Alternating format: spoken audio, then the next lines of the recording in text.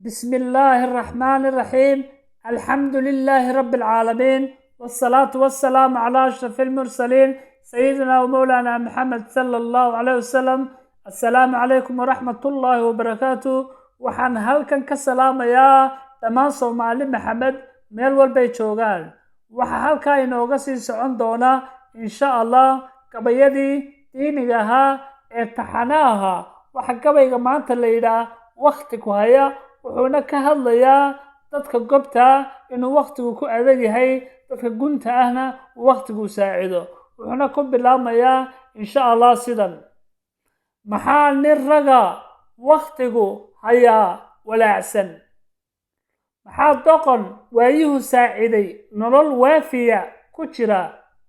nin waayaha adduun walbahaar ku beeraa og waaqiciga. war uma hayo ninkii weelkiisu culan yahay. waa wax weyn waqtiga adagee wahay ku soo maraa. waxbayse ku taraan haddii aad wax ku qaadatide. waa yeelku uun garan kuna waan toobee. waayaha adduun waa runtii wacdaree.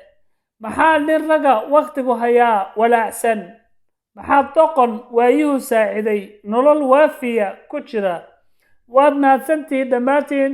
waxaan leeyahay dadka gobtee waqtigu hayo inaan xaaladooda adag ku xukumin insha Allah walaalayaal. wasalaamu calaykum waraxmatullaahi wabarakaatu.